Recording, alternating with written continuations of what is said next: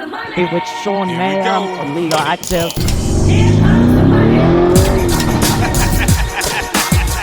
Dollar, dollar, dollar, dollar. Ching, ching, bling, bling, cut the chatter. You ain't talking money, then you're talking no matter. Super excited to welcome Sean Meyer on my podcast today. Sean Meyer is a fitness fanatic, model, and most importantly, a remarkable entrepreneur. He's built a business to $10 million a year in revenue in just under 6 years. Most of the growth's come over the last 2 years. And I'm super excited to share some of his secrets today, which I'm sure he's very open to sharing. Yep. But before I start, my first question that I'm really curious to know is, what is your morning routine? Like, how do you start your morning? Whether you do a facial or what's the go? I am honestly not a morning person at all. Yeah. Which probably isn't like the typical entrepreneur that has the really strict routine. It's, set an alarm for 6:50 a.m. Yeah. Start So getting you wake ready. up at 6:50? Yeah, and I'm Yeah. out the door by 7:10 and in the office for 7:30. But no strict routine. I don't train in the morning. I train late at night. Right. And yeah, generally straight to the office. And coffee, do you have like some sort of ritual? Yes, so before getting in the office, I'll always go and get like a iced latte, something like that, get caffeinated, get ready. Cool. And it's something that I was talking to Danny about just before when we were in Sydney, is my routine's very similar. I used to go to the gym in the mornings, but now with the family and stuff, it doesn't really happen. I like to get into my desk and straight into it. But one thing I try to do is, get a good coffee, and I do pray before I go to work. And I found that it just distracts and helps, bring everything to focus. Yep. Do you scroll when you wake up? No, I try and avoid scrolling, try and not look at, it's always tempting to straight away jump on Shopify, look at the numbers. Yeah. Try not to do that. Try and just stay clear-minded before I get into work, and leave work to when I get in the office, and now start to focus and dial in. But I find that if you start scrolling or you're jumping into Shopify, looking at your numbers, already starting to worry about the day, it doesn't get you off to a good start, I don't think. So I think you need to really just avoid that, in my opinion anyway. What about yourself? I do log into my Instagram. I don't look at my sales or anything, but I just log into Instagram more so than anything, which is a habit that I want to stop. Hence why once I start, I get the children ready, etc., get in the car, then it's a lot better. But I think it's a habit that I've noticed across people that everyone tries not to do. From that, I guess one of the things that a lot of business people, entrepreneurs, people who are quite motivated, their upbringing kind of helps define a lot of that.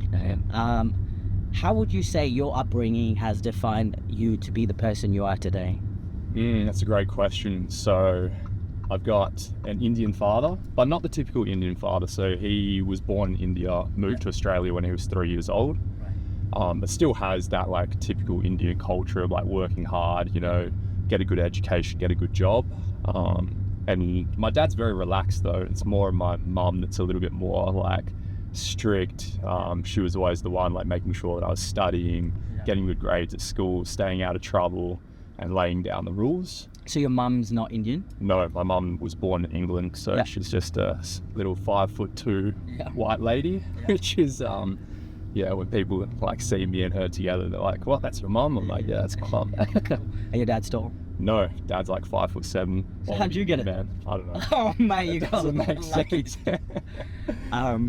Cool. So in terms of values or things that you grew up with, some sort of examples around that you sort of remember. And I think both my parents have been very just dedicated to one thing their whole lives, very dedicated to each other and their careers. Dad's went to uni and he's got a job as a medical scientist, and he's been at the same workplace and same job for, I think it's 40 years now. Oh, wow. Which is just crazy. So I think that I've kind of seen that, and I've seen what it means to stay dedicated and stay just focused on something. Because he's been able to go out. 100%. And I think that now I'm kind of doing that, whether it's in the gym, business, or whatever. It's just really stay focused and play the long game. Yeah.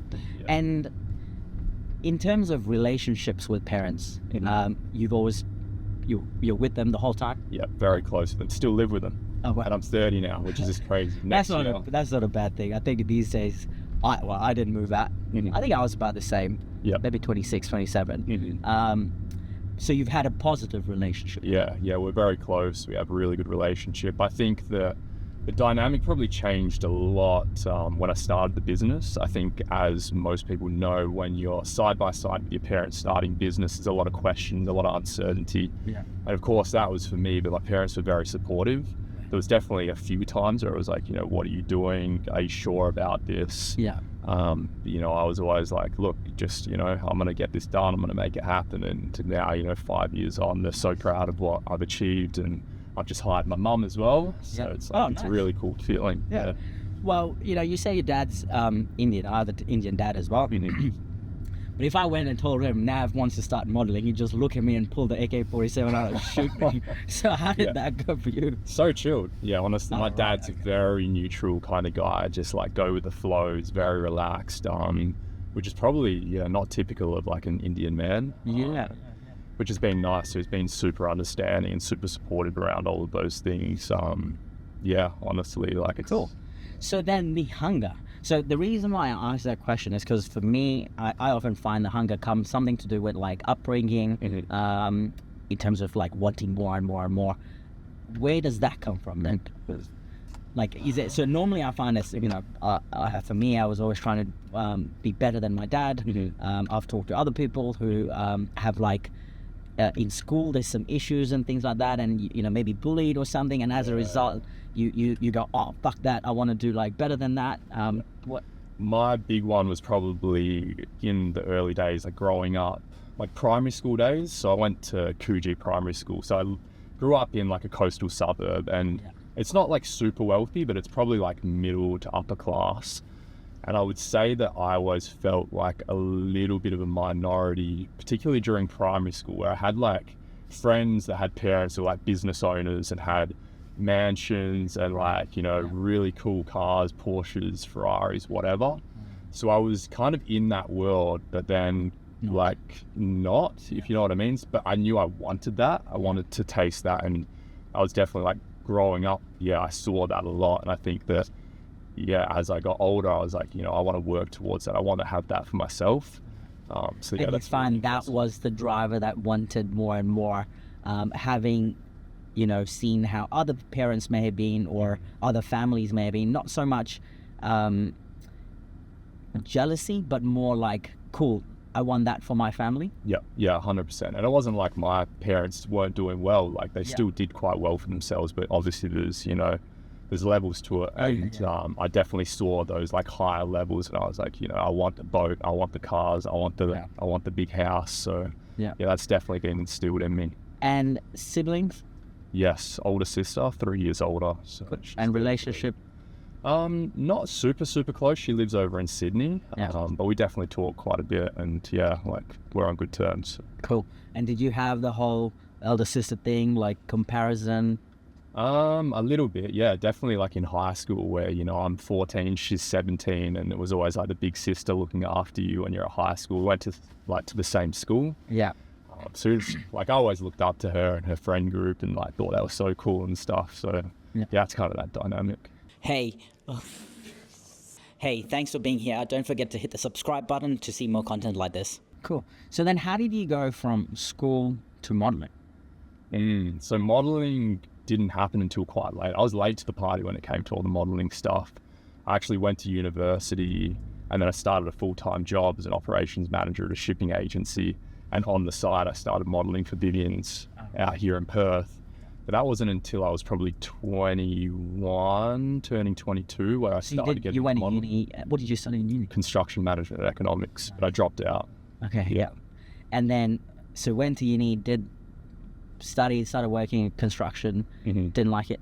Yeah, couldn't see myself working in the construction industry, so then got a traineeship at a shipping agency and kind of worked my way up there for 4 years. But on the side, I was modeling just like part-time. You know what Perth's like, there's not a lot of work for models, so every so often I'd get a gig here and there. But it was 2018 where I decided that I wanted to take the modeling career to the next level. And that's when you moved? Moved to London, yeah. Right. Is that how you met your partner? No, so me and my partner met when I was 19 at university.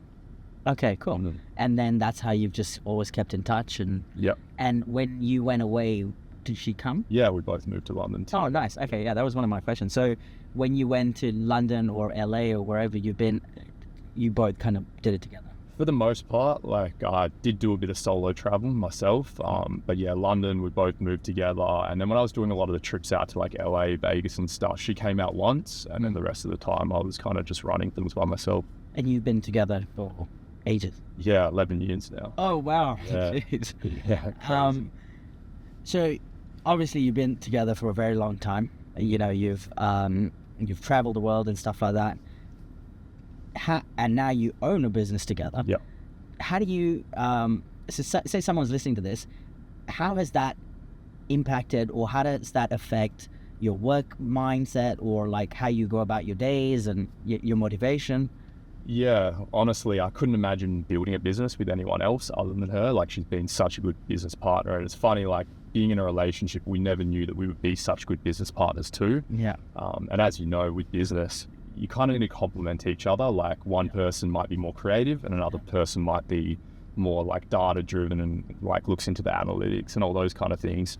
And that's kind of me. I'm the numbers guy and she's like the creative one. So we kind of feed off each other really well and complement each other really well in business. But it's been a journey. Like, I think in the early days, you're very much trying to figure out like what your strengths and weaknesses are. And now 5 years on, you know, we know what she's really good at and what I'm really good at. And we kind of, you know, delegate the tasks really well. So yeah. And do you find that, you know, you're young and, you know, everyone's kind of goes through that phase in terms of, you know, you have some friends who are single and some friends who are not single. Do you find that being in a relationship has resulted in you being more motivated at work or more focused at work versus say if you are single and running the business? I think way more focused. I think, yeah, a lot of guys struggle to stay focused on business and they're always chasing tail and, you know, in their DMs messaging girls and that, whereas like I didn't have that. It's just like, you know, just focus on business and keep the relationship strong. But in saying that, when we first launched the business back in 2019, we did have a little fallout, which is really interesting.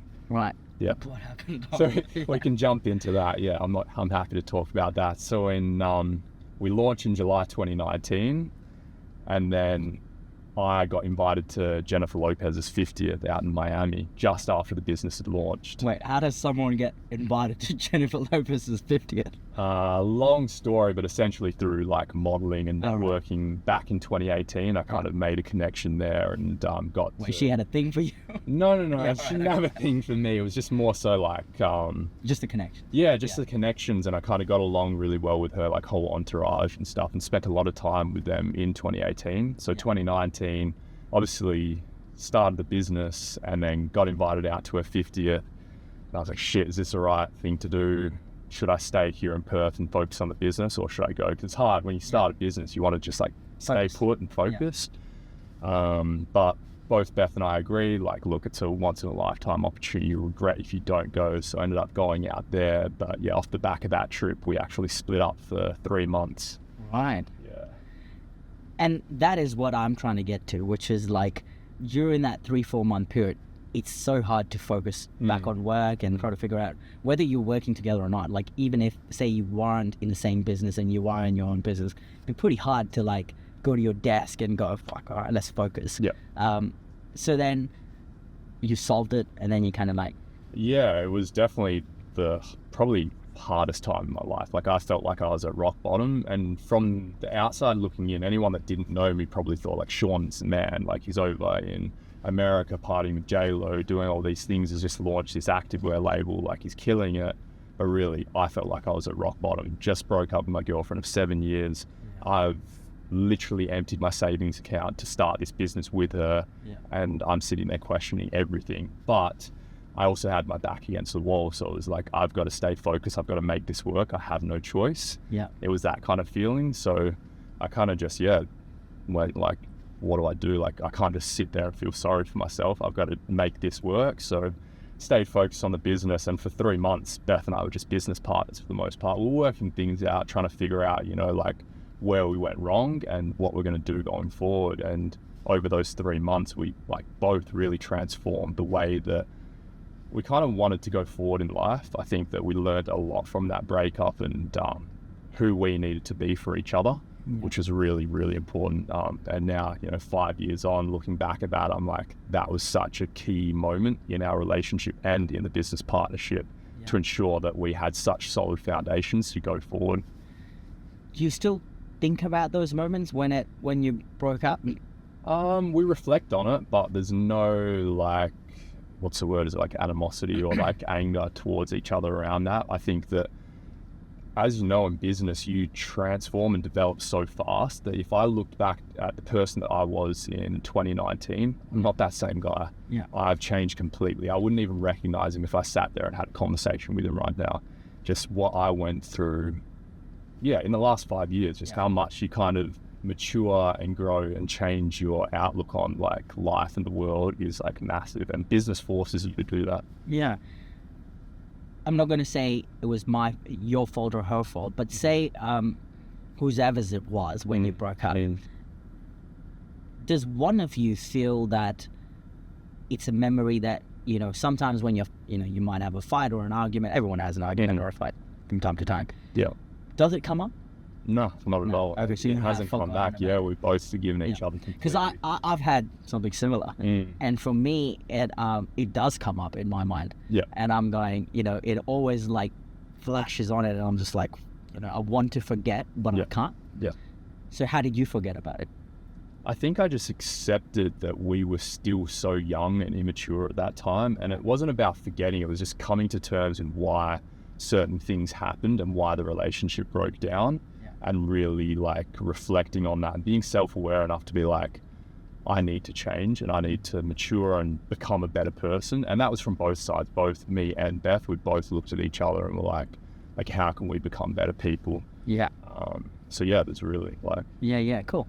So then we'll now go into like a bit more of the business side, and I'm pretty sure there's a lot of people who follow you or and see that you're quite transparent with everything. Yeah. Which I love. But why are you? I don't know. I think that there's nothing to hide in business for me. I've not really been, I don't know. I think we're all brought up to like feel funny about talking about numbers and money and things like that. And as I got into business, I was just like, what's there to hide? I want to document this. I want to show people how I can go from starting a business in a spare bedroom in my parents' house and grow this thing all the way to like 8 and 9 figures.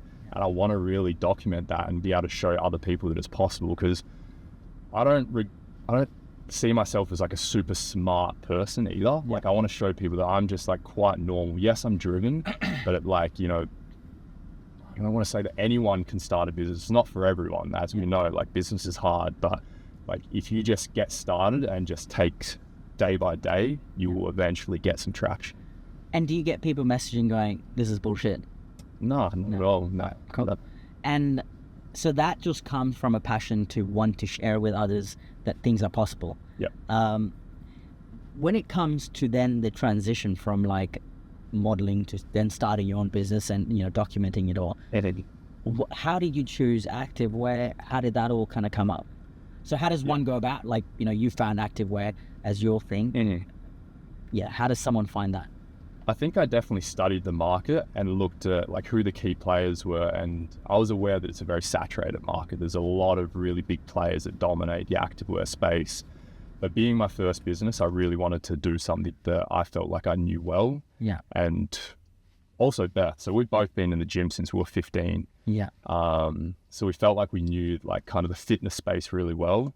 And then also off the back of doing the modeling stuff, I started to understand the fashion industry a little bit better and how to do marketing and those kind of things. So yeah, just going into the first business, I was like, look, I just got to figure this out, and I want to do something that I feel like I'm confident with, rather than being like, oh, let's find a gap in the market or find a niche. It's like, let's just do something that we know we can do well. And that's because you both had heard about activewear and being in the model space. That's how you found it. Yeah, definitely. And I think there was also some people that inspired me back in the day. So I've always been following guys like Christian Guzman, who owns Alphalete out in America. Like I was following him like pretty much from day one when he had his first gym all the way to building his brand. And I think I was inspired a lot by that. Right. So now you've started this amazing online business. You've finished modeling. You've come in When was that? That was before COVID, just after COVID? Just before. I mean, COVID was kind of like starting to get out into the community. I think like obviously call it COVID-19, so it was 2019, but we didn't really see it hit Perth until 2020. Yeah. So July 2019 launched, and then it would have been like 6 months later where the whole COVID kind of lockdown and all those kind of things started to come into play. Yeah. So between July 2019 to 22, I've seen somewhere that, you know, you went up to about $1 million a year. Mm-hmm. And then 22, we're currently in 24. Yeah. And now at 10. Hey. How did you do that? I think that it was definitely starting to see the business more as like a numbers game and like the inputs and the outputs. So probably the most pivotal thing to allow the business to scale was when I started to learn like how to do Facebook ads and paid advertising. That was, I would say, the biggest moment for me. So what are 3 tips you would give someone when it comes to marketing? When it comes to marketing, I think first and foremost, have a really good product. Yep. You need to be very realistic on having a product that people actually want and there's a demand for it. Yeah. And then you need to learn how to actually create the advertisements and put it in front of the right people. And then, you know, as you start to put a small budget in, see the scalability and start to, you know, scale that up and keep going and don't be afraid to scale. Often one of the questions in marketing that I have is more around like whether you do all the ads and stuff yourself, you give it to an agency. You know, we've personally talked about this quite a lot. Yep. What's your view? Like say if there's an e-com brand or someone listening to this wanting to really ramp their business up, how do they go about it? Yes, you know, they have a good product. Yes, they've got some photos, everything is like looking good. But often it's maybe the connection or how does... Yeah, I think everyone should try and have a really good shot at doing it themselves at first, mostly because like when you outsource it, you're going to get hit by a management fee. Yeah. And often that management fee can actually outweigh the spend, like the marketing spend that you're going to put out, which instantly puts you on the wrong foot. It's already like you're 10 steps backwards. Yeah. So what you want to do is try and start it yourself, learn how to do the paid advertising yourself. Facebook and Google are the 2 main ones, particularly Facebook. And if you can get that ad spend up to, you know, maybe $5,000 to $10,000 a month at least, I would say $10,000 a month would be that sweet spot. And it sounds like a lot of money, but in the grand schemes of things, you know, we both know how much we start to spend. If you can get it there, then the actual ratio between the management fee and the actual ad spend is going to be far enough apart to actually make sense. Yeah. Does that kind of make sense? Yeah, 100%. So then once they've reached that ad spend, how does thousands of agencies out there, what do you do? God, you got to do a lot of research and make sure that you find the right fit. There's definitely a lot of agencies out there that are going to screw you. They're not going to do a good job.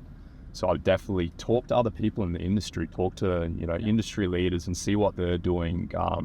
Don't feel like you have to figure it out yourself. You know, a lot of people are open to make good recommendations. Some people gatekeep it a little bit, but other people will be happy to actually recommend some good agencies. And, you know, they're all going to try and sell you the dream. Yeah. You've got to set some strong KPIs for them and make sure they meet up to that agreement. Yeah, and I agree with that. Like one thing that I've noticed is I follow, and, you know, a lot of people spend a lot of time looking at crappy TikTok videos or Instagram videos and things like that. But a lot of time I'm trying to find other agencies or things related to my business on TikTok, Instagram, whatever. And every page that I go to that I think is interesting, the first common follow is Sean Meyer. So like, that just shows that you're on it. Yeah. Right. Like you're making sure that you as a business owner are in front and keeping in line with whoever is out there in the marketing space or logistics space or whatever. Yeah. Talking to them, like you said, which is, you know, get on a call. All of them offer free calls. Yeah. And then based on that, kind of feel who you feel most connected with. And the last one is to verify if you know someone who's worked with them. Yeah, 100%. When it comes to, you know, everyone has this, you called yourself the numbers guy, I call myself the numbers guy. What is your financial philosophy? So how do you go about your numbers? Like what are some of those rules or things that you go by that you know, maybe like, you know, regularly check your P&L or something? Yeah. What do you do? I love to run things lean. Yeah. Probably too lean at times. And I'm starting to learn to actually spend a little bit more. And, you know, sometimes you have to sacrifice profits for growth. Yeah. And that will mean you get better profits in the future. Definitely starting to have a better understanding of that. But yeah, definitely like to keep things lean and not spend money on unnecessary things, because as the business scales, it's so easy to just like throw money at different things and just burn through cash. So being very careful of that. And But personally, do you do the same sort of stuff? So there's like the whole business side, but do you do that personally? Yeah, 100%. I'm quite tight with my money for the most part. I'm starting to like loosen up a little bit, treat myself, but you know, still like I haven't bought any crazy cars. I'll buy a house next year. I'll probably start to spend a little bit more on myself next year, but I've definitely been trying to keep it tight. And I think that that's that bootstrapping mindset of, you know, starting a business from a spare bedroom. You have to be so resourceful. Is it that, or is it how you've been brought up? Probably a combination of two. I think my mum definitely instilled in me like save. It was always like, get a good job, save for a house. You know, you want to put down a big deposit on your house. You don't want to get smashed by the bank on like, you know, all the interest, this and that. So definitely, from being like 13 and being able to actually get a casual job, I was saving. I don't remember the last time I had like no money in the bank. Nice. Yeah. And is your partner the same? She is now. I've rubbed off on her a lot. Yeah. Sometimes I feel bad because, you know, like she probably would like to spend a little bit more, buy the nice handbag, this and that. But I think both of us now, we're quite in line with that. Like she doesn't wear any designer, doesn't have any nice handbags. You know, we drive quite a normal car. Like we live quite like a basic lifestyle. When we travel, we do like splash out a little bit, get nice hotels, travel business class, this and that. But yeah, we're not very flashy people for the most part. So to put things in perspective, if you don't mind, how much do you make a year? Salary wise? Or like just as like a personal income, not so much the business. Yeah, personal income. So we're both on 250 grand each a year. So we set those salaries. You are able to live quite comfortably.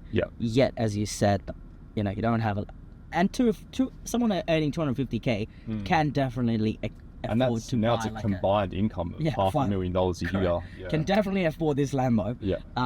But you don't, and that is a very hard thing to do. Personally, I'm a victim to it. Like if I had $500,000, I would 110% blow it. But that for me comes from my upbringing, because I was always restricted. I always felt like I couldn't buy what I wanted. I didn't have what I wanted. And so for me, naturally, the first thing that comes up is, if I can buy it, I'll buy it. Very bad thing. But I think it's very interesting to see how, you know, you sort of see that, even though you guys are on very good money. And that is just your personal income. That does not even include how much profit the business may be making. Is that going to change? Do you feel that it's coming to, and how would you self-control that? I think it's definitely going to change over the next 12 months a little bit. I don't want to go crazy. Like I've always tried to have, I don't know if it's healthy or not, but I have this whole thing. Have you heard of like the power of broke? And you almost like create this like scenario in your head, like you got your back against the wall. The same as like when I first started the business, I put all the money into that first bulk order. I still almost imagine that like I'm going to lose it all. And I don't know if that's healthy, but it does make me get up in the morning and go like, let's go, let's work hard, you know, don't become complacent, always level up. I think no matter what, like even if next year, you know, I buy the nice house, get a better car, this and that, like I'm still going to feel that like, oh, I'm going to lose it all tomorrow, and I've got to just like get up and just go for it. See, it's so weird. I completely think opposite. So like how you said that, I would wake up going, I'm going to Milan tomorrow. And I'm going to spend, I don't know, $500,000 tomorrow. So my mentality is like, because I've said that, I start thinking I'm going to earn $1 million today to then spend that. So it's like manifesting. So personally, you know, you're quite into fitness. I see you on the jet ski everywhere. Work, you know, you travel quite a bit. How do you keep it all in check, and how do you, manage your time? God, I don't do the best job, and I think I'm getting better at it. I'm trying to balance like, you know, the leisure and the business stuff, but I think that it's all kind of blending into one now, where like I can go and have fun out in Bali, but still be tuned in with like Leelo and getting content and still networking and like actually seeing an ROI on that. I think that's a beautiful thing as your business progresses, is that there's so many opportunities to get like thrown your way. And that's the greatest thing, whether like, you know, I might go out in the jet ski and I'll meet with another business owner and we can talk business and I'll learn something from him, whether he's like, have you looked into this marketing thing? Have you seen this agency? Have you seen this person, or have you tried this? Yeah. And then on Monday I go in the office and I look into that and maybe I implement it and suddenly I make all this money from that. So it's quite a good thing. So then is there any sort of routine thing that you have to kind of go, okay, on Mondays I do this, on Tuesdays I do this, or this is how I'm going to set my personal life? And because there's a lot to do, like for a business owner, someone who's got, you know, X amount of stuff and you've got investments. It's very hard for a normal person to sit there going, I don't have the time to start a business. So how does someone like you do that? At the moment, it's very structured Monday to Friday. I'm in the office with the team and, you know, that's comes and goes though. Like, you know, recently I was over in Bali for 3 weeks and I managed the team remotely. In the morning, I'd get up, I'd have a Zoom call with the team, you know, set the intentions for the day and then go on with my tasks. A lot of the stuff that I do now can be done online, whether it's talking to the marketing team, answering emails, playing around with the website, making sure that I'm discussing things with the manufacturing departments, making sure our inventory is on point. All of those little things I can do remotely. But I do love being in the office side by side with the team and being able to like see what's going on. Yeah, okay, cool. And challenges, what have been your biggest challenges over the last, you know, 3-4 years of running Leelo? I think it's becoming a really good leader. That's been the hard thing. As you start to hire a team, you know, when you first start a business, it's a little bit of a selfish pursuit of like, I just want to make money and get rich. And then suddenly it transitions into like, oh, I need a team around me and I need to support them and I need to be invested in their success and growth as well. And I think that that's probably been the biggest transition in the last 2 years as we've grown the team to, you know, like over 10 staff. I've had to learn that, you know, what it takes to be a good leader. How do you manage people? And I think that a lot of business owners kind of go through that, don't they? Yeah, definitely. So that's one. That's the biggest one. I think outside of that, it's probably inventory management with a product-based business. Right. It's understanding, you know, like especially in fashion where you have so many SKUs. Yeah. It's such a challenge to manage your inventory and avoid dead stock and make sure you're making the right decisions when you're like purchasing certain inventory. That's always a tricky thing. I've done an okay job at it, but I think that I'm constantly trying to get better. So how have you changed it from when you were doing it, say, 2 years ago to now? You have to start doing a bit of demand planning, looking at the back end of your Shopify, looking at sell-through rates, exporting into, you know, spreadsheets and just trying to actually track and predict what your sell-through rates are. But as I said, it's not the most predictable thing because when we're playing around with paid advertising, but also organic social media, you might gift a certain product to an influencer and she does a post and it gets 500,000 views. How do you predict that that's going to happen? And then it sells out that SKU. You can't predict that. And I think that that's been the biggest challenge is that, you know, with fashion and product-based businesses, that's what happens. You can't predict those kind of trends and like the demand changes as like, you know, a video goes viral or whatever. And then I guess you run the buying for your business. Yes. And you might have a staff or something helping you. You then have your business partner, Beth, who's the creative, looking at you, going, why didn't you order enough? Does that happen? Yeah, all the time.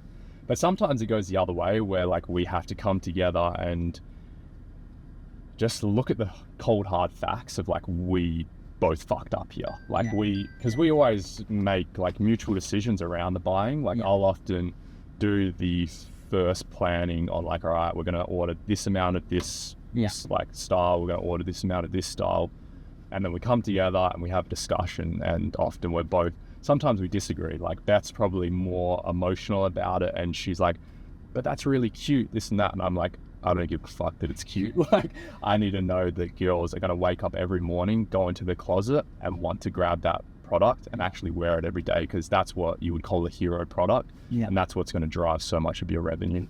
So when you have these disagreements, are you sitting in your office or staff see it? Yeah, we're sitting in the office and the staff often do see it and they do understand that dynamic between Beth and I, and it never gets like toxic where we're like yelling at each other or being disrespectful. It's often just like a bit of back and forth, you know, me looking at the numbers, diving back into what's happened in the past and kind of try to make predictions and be like, look, we did this color last year and the sell-through rate wasn't that great. Like we need to be leaning more into these colors or this silhouette of product because that's doing really well, and let's double down here rather than going this way. I completely understand. Like, you know, I think anyone doing the buying in a business is the most critical role of that business, but no one else in the business understands what that person's thinking. Because you could order, like I've had it so many times, you could order 1 million barbells in my case, or 1 million tights in your case, and you'll still run out, as you said, because of external things. And it's something that you cannot predict how much more to reorder off. But you always have other people kind of going there saying, oh, you should have ordered more, you should have known better, you should have done this, you should have done that. And it's always a challenge as a business owner or as a manager or someone in the company to sort of navigate that. But I like how you've done it, which is more like really quantify it. Well, we bought these many, this was the sell-through rate at that time. Post that, this person did this post, we didn't know it was going viral. And that's something that you recommend people kind of do a lot, you know, like really look at the numbers of your business versus going emotionally and saying, I really like this pink shorts. 100%. Yeah, I'm definitely swinging towards data-driven decisions rather than emotional decisions. Well, I think that when you make those emotional decisions, that's generally where you're going to make the mistakes. And do you find that the fashion industry does that a lot? A lot. There are so many guys in fashion, guys and girls in fashion, that own brands and they make decisions emotionally on what they think is cool. And unfortunately, what they think is cool actually doesn't sell well. Or it may be a trend that lasts for a month. By the time they get that stock, the trend's moved on and they're stuck with, 1,000 units of this stock, and like, how do I move it? They then have to clear it out at like a clearance price. That's damaging for their brand. It just has like a flow-on effect. So like, how do they change that habit? Because like you're lucky you have this thing where, Bet's the creative and you're the other person, but some people just that one business guy. I think you need to follow like the 80-20 rule. You can have that, like, if you really need it, use 20% of your budget towards those creative, fun, testing, risky moves. The 80% should be focusing on what really works, what drives the numbers. And I think that that's a really good balance, where, because 20% is not going to sink the ship. You might make a mistake with that 20%, but you can move on, you can move past it, you can learn a lesson. I love that. That's so cool. 80-20, remember that. When it comes to big pivotal moments in the business, give me an example of one of them that kind of really, you did something and it completely changed the course for the next 6 months kind of thing. I think the most pivotal thing that we did was leaning into a niche, which was the Pilates scene. We made that decision back in 2022. Beth and I had the discussion end of 2021 around Christmas. We said, what is Leelo? We know we're an activewear label, but where do we fold inside that? Because it's quite a big, industry, and, you can be the gym girl, you can be the Pilates girl, the yoga girl, the girl that goes running.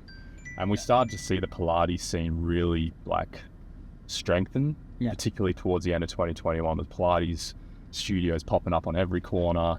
All the celebrities were starting to do it out in Hollywood, and we're like, now is the time to jump into that niche. And we started to lean into that. So then that's the big pivotal moment. So prior to that, you were doing random things. A bit of everything. Our marketing was all over the place. We'd be in the gym, we'd be out in the streets, whatever.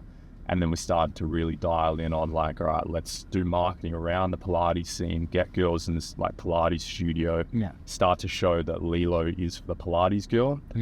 And who came up with that? How did you figure that out? I think it was quite a mutual decision between both Beth and I. We were over in Sydney at the time when we had the discussion at first. And we saw there's a girl here in Perth called Lisa. I feel like Lisa Nicolason was one of the first Pilates girls in Perth that was really making moves and making a name for herself. And Beth and I were very interested in what she was doing. And we saw her gaining traction around that. And that's how you cut. When it comes to the day-to-day business now, what is your day look like? So say you wake up at 6:50, go to work at 7:10. How do you go about your day? Because I've often seen you in your singlet, your for Alex Hormozy look, walking around everywhere, going, where's this guy? Honestly, when I get into the office at first, it's jumping on the laptop and just looking at the emails. And often, I'll have emails from the marketing team who are an agency, so they're over east. Yeah. They often have like, you know, creatives that we have to sign off on, or creatives that we need to create for them. I'll have meetings with different teams, whether it's the email marketing team, the digital marketing team. I'm talking to the manufacturer. It's all over the place sometimes, but there's definitely key things that I do on a daily basis to keep the show going. And you finish at a particular time, or there's... Nah, it's all over the place. Often I try and finish up before 6 p.m. I think that generally in the office at 7:30, finishing up between 5 and 6 p.m. And during busy times, like in the past, I have done like 12-hour days. So how many hours do you... you know, interesting. Lately, I've started getting asked this question about how many hours do you work a week? My guess would be like 50. 50? Yeah. Still quite... But it's like, what do you define as like working hours? Because are you like at your desk like dialed in, or are you just on your phone talking to manufacturers, having meetings? There's so many moments between tasks that you may not actually be in deep work. So I could say that I have like a 40 or 50 hour working week, but that might not be productive working hours. Nah, so like more just loose. So like you get to work at, you know, 7 till 5, and then you go home for dinner, gym, blah, blah, blah, and then get back on a computer from X to X. Yeah. But yeah, generally around 50 hours. Is the goal to keep working? I think that I definitely want to keep working. Whether I'm doing that amount of workload, no. I think that I need to start leaning on the team and growing out the team, and that's what I'm starting to do now, is to build out a bit of a structure within the company where I have a management layer, and then people under them, and then, you know, your casuals that are doing the warehousing stuff, the picking and packing of orders. So that's the goal, and that's kind of why I've been doing the Bali trips and starting to really teach the team to be able to operate without me being beside them. And how important do you think is having a mentor? Do you have a mentor? I have many mentors. You'd be one of them for sure. I definitely talk to you a lot about business, but I don't have one person that's specifically my mentor. I think that I probably have like 10 people in my DMs that I'm constantly talking to. But yeah, very important. Very important. And how does... So I've always, probably done the same thing. I have a number of people that I talk to, bounce ideas off. Yeah. But I've also often heard that having one dedicated mentor, which is actually like a proper paid program, and I know you know a lot of those people out there who offer those services. Yeah. What's your view on something like that? As long as they're the right fit and they've kind of walked the path that you want to walk, then it makes sense. Sometimes it can be challenging in Perth, particularly like with a clothing business. There's not a lot of people that have done like crazy things in the clothing scene in Perth. But definitely in the East Coast, if there was someone that was, like a 9-figure business owner that had an activewear label or another fashion label that I could actually be like, all right, I want you as my mentor, I would 100% do that, because there'd be so much relatability. Yeah. And they'd understand the market. Yeah, that's it, yeah. And where do you see Lilo in, say, in 2 years' time? Or where do you see yourself in Lilo in 2 years' time? I think that I've definitely stepped away from a lot of the operational stuff in 2 years' time, and I start to become more of a business owner rather than an operator. I think that that's my biggest goal. I'll still be involved in making, big decisions, but I really want to be able to train the team to fill a lot of the roles that I'm currently doing, whether it's talking to the manufacturers, doing the inventory planning, talking to the marketing team, all of those little things. But it will take probably a good 2 years to be able to trust like the team to be able to do that to the level that I want it at. But I think that, that's where I want to be. And coming from experience, I think it's something that you're constantly chasing. Really? Like, you think you got there, but then you don't. You think you got there, you have that one staff who is running your whole marketing team resign, and you're like, oh, it's fine. Step back in. Yeah. Do you think that's an aspirational thing? Do you think there's, like, every business owner is kind of like A, supposed to have a Lambo, B, supposed to have a big car, C, supposed to be like in Bali half the time and not be seen in the business? Do you think that that's why you're doing that? Yeah, I think that for me, I definitely want to be able to live my life how I want to be. So I want to have freedom to go and do whatever I want, whenever I want. That's the biggest thing. I don't want to feel tied down. Yeah. But that doesn't mean that I don't want to work at all. I want to like sign off and not touch anything and be lazy. It's like, no, it's not like that. I just want to have the freedom to, when a opportunity comes up, like going to LA next week, pick up and go. Like I don't have anyone that I have to say, oh, is that okay? Or like feel like if I step away for 2 weeks or whatever, that the business is going to slide. Like that's the biggest goal for me. Yeah. And I think for me, I've gone through like a similar sort of journey where I've always chased that management structure and, you know, have this person in line and this person in line and have everything done so that I might not be as involved. I think for me, I look back at it now going, great, you know, it's awesome. Everyone's kind of come up, your costs go right up, probably goes back down.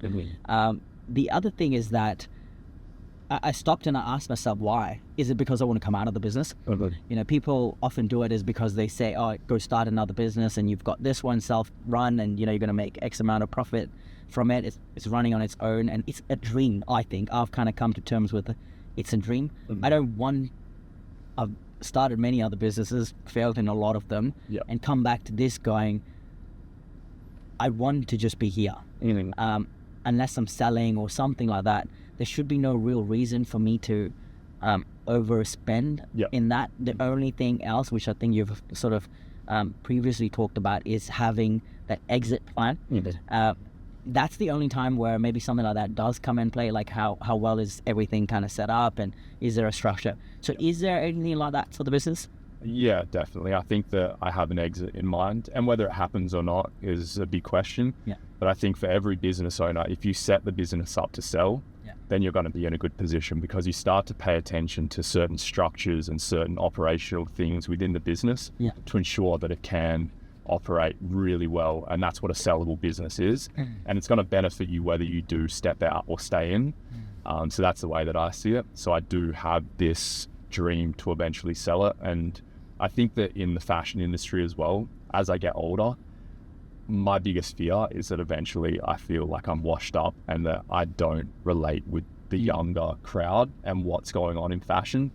I don't want to get to that point where I'm that guy just trying to hold on to it, I'm dragging it along. And, you know, you see some fashion businesses where the owner really should have let go a little bit earlier and got someone younger to step in and do the creative direction, those kind of things.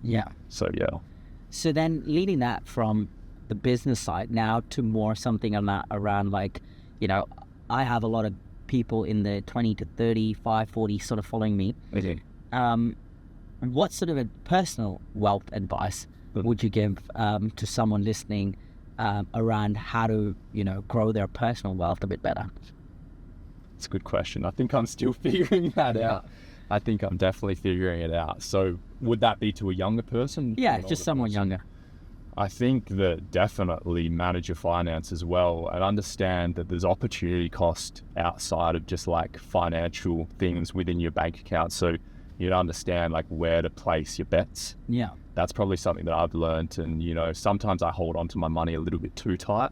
And then I see that, oh, if I just invested my money here and actually let go of it, I would have made so much more money. And that's something that I'm learning as I go, is that you do need to learn that you have to spend money to make money. But like, you know, when you say that, I don't think there's many people like out there like you when it comes to holding money and that the mindset on how you've been brought up and stuff. A lot of people are just happy to let it go. So I guess from that you're saying is to, you know, have a bit more control and a bit more understanding of why you're... you need to be able to actually understand what's happening in your financial world. Like, you know, if I place my bets here, what's going to be the return on that? Is that a silly decision? Is that a smart decision? And it's figuring that out. And I think that a lot of people just, I don't know, there was a statistic that like so many people just don't know anything about what's going on in their finances and how much like money they're spending, how much debt they have, and all those kind of things. A lot of people don't, like, if they're in debt, they almost avoid it. They don't want to look at the numbers. Which, you know, you have to actually face that and actually like look at it. Right. And to that person, to start their business, they might have something on the side happening. How do they make it into an actual business from a hobby? And then, like, how did you stop? How did you just go, all right, you know, I'm going to stop doing modeling and I'm now just going to put everything into this business? And what age were you at? I was 24 turning 25 and I went all in. So I literally emptied almost my entire savings. I had like a few $1,000s left in my bank account. I spent $26,000 on the first bulk order. Fuck. So I went all in. I didn't have any other income stream at that time. So I was like, I have to figure this out. But that's not necessarily the best way to do it. I think that was high risk, high reward in that instance. But you can, say, work a part-time or full-time job and have a side hustle and just slowly scale it up. And as the money comes in from that side hustle and it starts to kind of take over your main source of income, that's probably a really good time to transition and go like, all right, I've got to go all in on that side hustle and move away from, say, the 9 to 5. Yeah, nice. And one of my last sort of questions is, what's your one advice in life? My one piece of advice, I think it's just be a good person, be kind, be respectful, be truthful. I think it's massive, and just like things always come your way when you do that. And just be generous as well. I think that if you're generous with what you know and your money, then often it comes back around full circle. Cool. Thank you very much, Sean. That was very insightful. Make sure to like and follow and hit the subscribe button below.